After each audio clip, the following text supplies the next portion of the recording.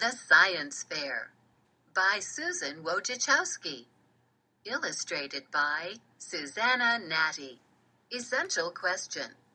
How do characters affect the plot of a story?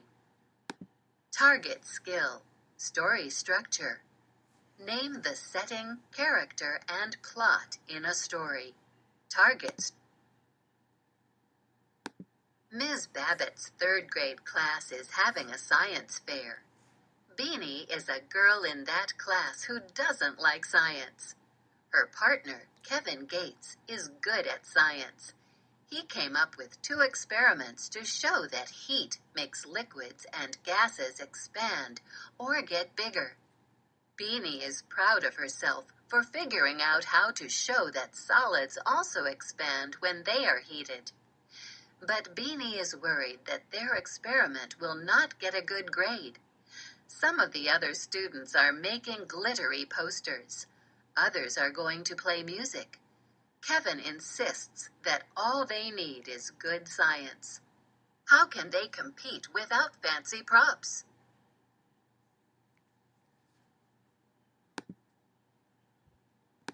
On the day of the science fair, I woke up early, before the alarm went off. I lay in bed hugging Jingle Bell and worrying. What if our project is the worst one there, I said to Jingle Bell. What if I mess up when I do my part for the judges? What if the judges laugh when they walk away from our table? What if Ms. Babbitt told us that she liked our project just to be nice? Ms. Babbitt would do something like that. Once I heard my dad tell my mom that Ms. Babbitt does a good job of building self-esteem.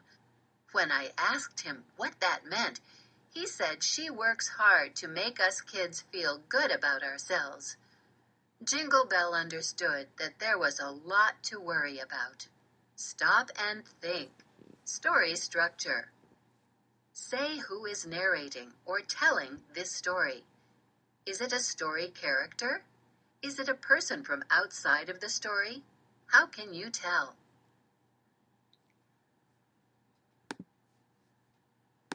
On the bus that morning, I saw that Carol Ann and Stacy were dressed alike. Carol Ann and Stacy didn't seem worried. They were talking non-stop about how much fun the science fair was going to be. We're handing out rock candy to everyone who comes to see our project, Carol Ann said. I bet we win first prize. Well, maybe second, said Stacy. The volcano project sounds really good. Nathaniel and Montrell's project was about how volcanoes erupt. They were going to build a volcano out of paper mache and put something inside that would make it all bubbly like a volcano erupting. Stacy said, Your project is good too, but I knew she was just doing self-esteem on me. After lunch, we went into the gym. There were 3 rows of tables with 4 tables in each row set up at the end of the gym. You have a half hour to set up your projects, Ms. Babbitt said, and have fun, she added. I felt like throwing up.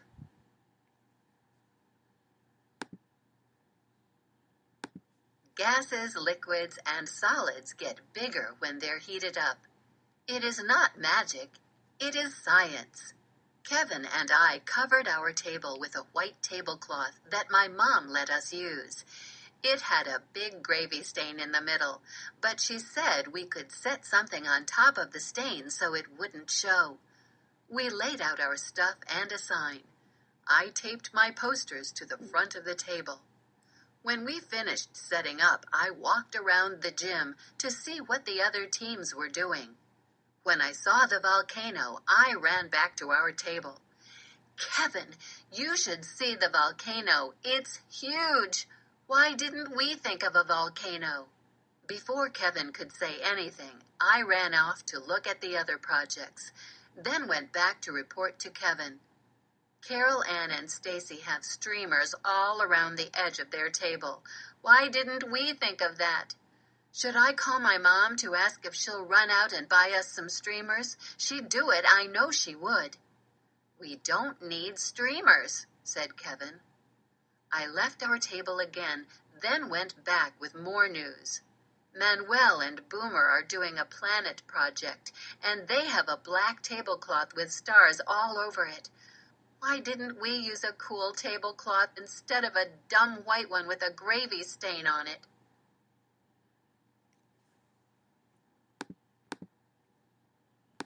You need to chill, said Kevin. Forget about what other people are doing and just... But before Kevin could finish, I ran off again.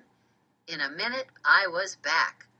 Linda and Elaine have bubbles for their project. Big ones, I said, out of breath. Everybody loves bubbles. Why didn't we do bubbles? Beanie, he said, could you go get some paper towels in case the red water comes up to the top of the straw and runs over? Then I noticed the crowd of kids around the table next to ours. I peeked over. It was Shalita and Jessica's project. They had a bunch of big balloons on their table and a plate sprinkled with black pepper. Oh, no, I said to Kevin. Look at all those balloons. Balloons are better than bubbles. How come we only have one itsy-bitsy one in our project? Shalita rubbed a balloon on her arm and then held the balloon a few inches above the plate of pepper. The pepper jumped right off the plate onto the balloon. That happens because of static electricity, Shalita explained. Everyone said, wow. One kid even said, that's a winner. My stomach started to hurt. I told Kevin I had to go to Mrs. Facinelli's office to lie down. Mrs. Facinelli is the school nurse. She has Ranger Rick magazines we can look at while we try to feel better. If I'm not back by the time it's our turn, you go ahead without me, I said. I almost got away, but Kevin grabbed my arm. Paper towels, he said. Stop and think. Author's craft. Why does the author use dialogue on these 2 pages? What can you learn about Beanie's relationship with other characters by reading people's exact words? Parents started to come into the gym and walk from table to table. Teachers from our school brought their classes to see the projects too. When I saw my mom and dad, I waved to them, and they came to wish us luck. Kevin said his mom was going to try to get off work early and come, but even though he kept looking toward the door and looking all around the gym, I don't think he saw her. Then the judges showed up and went from table to table. I started to bite my nails. When they got to the balloon table, I knew we were next. My knees got wobbly. As the judges walked to our table, Kevin took one last look toward the gym door. He started waving. She made it, he said. I looked toward the door and saw a woman coming into the gym. She looked out of breath like she'd been running. Mr. Shanner said, Hi, Beanie and Kevin. What do we have here? We have a project to show that heat makes things expand or get bigger, Kevin said. Then he poked me with his elbow, and I said, We will now show how heat makes gases expand. Then Kevin did the experiment with the balloon on the bottle and explained everything he was doing as he went along. Next I said, We will now show how heat makes liquids expand. Kevin did the bottle and straw experiment and explained it. We did not need paper towels. The red water didn't come up too high, just high enough. Then it was Kevin's turn to talk. He said, We will now show how heat makes solids expand. This time I did the experiment, the one with the nail and the eye. When we were finished, Mr. Shanner said, The judges wrote on clipboards and asked us a few questions. They shook our hands and moved on to the next table. Why weren't they smiling when they shook our hands? I asked Kevin. Why didn't they say, wow, when the water came up the straw? Why did Mr. Shanner say, What were they writing on their clipboards? Kevin sat down and smiled. "We did a good job," he said. While we were waiting for the judges to make their decisions, I went over to Carol Ann and Stacy's table and asked how their presentation went. "Well," said Carol Ann, "I think the judges liked our outfits and necklaces, but they told us to turn off the music so they could hear us better.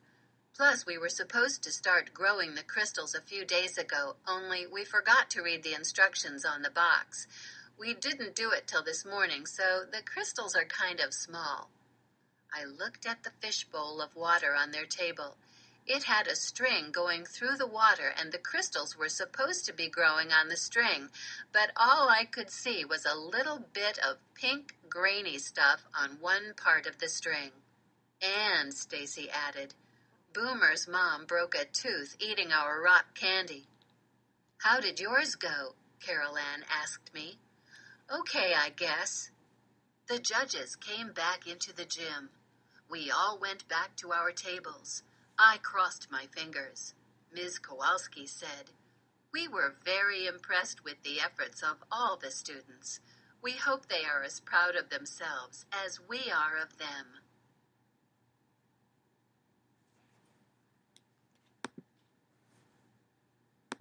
Then Mr. Shanner said, "It was hard for us to choose the 3 best, but after much deliberation, we have chosen for 3rd place the static electricity experiment. It was creative and educational." Shalita and Jessica screamed. My only hope had been 3rd place. I sighed. I uncrossed my fingers and clapped as they went to get their certificates and 3rd place ribbons. Next, Ms. Kowalski gave the 2nd place award. It went to the volcano project. "Nathaniel and Montrell's volcano was impressive," she said, "but it was their charts and their explanation of what causes a volcano to erupt that we especially liked. Those were thorough and easy to understand." After the clapping, Mr. Shanner coughed, then said, "Now, for the 1st place project." We felt the winning project was a fine example of real science. It was organized, clear, and complete. I knew we wouldn't get 1st place. I started reciting the 7 times table in my head just to keep myself from crying. But right at 7 times 4, Kevin started pushing me out from behind our table. "Go," he said. "We won." "We what?" "We won." I screamed and jumped up and down. I couldn't believe it. Stop and think. Visualize. Picture how Beanie must have looked and sounded when she won 1st prize. Describe the picture you've created in your mind. Kevin and I each got a certificate and a blue ribbon that had 1st place science fair stamped on it in gold letters. Ms. Babbitt hugged us. Then she whispered in my ear, "I knew you could make it work." My mom and dad came up and hugged us. So did Kevin's mom. "Thanks for coming," I heard Kevin say to her. "I wouldn't have missed it for anything. I'm just sorry I was late," she said. Then his mom pulled a camera out of her purse. "Say cheeseburger," she told Kevin and me. "Aw, Mom, come on," Kevin said. But he smiled. 1st place science fair. Your turn. 2. Target skill. Story structure. Use a chart like this to show how Beanie changes from the beginning to the end of the story. Include details that explain how story characters and events caused her to change. 3. Target strategy. Visualize.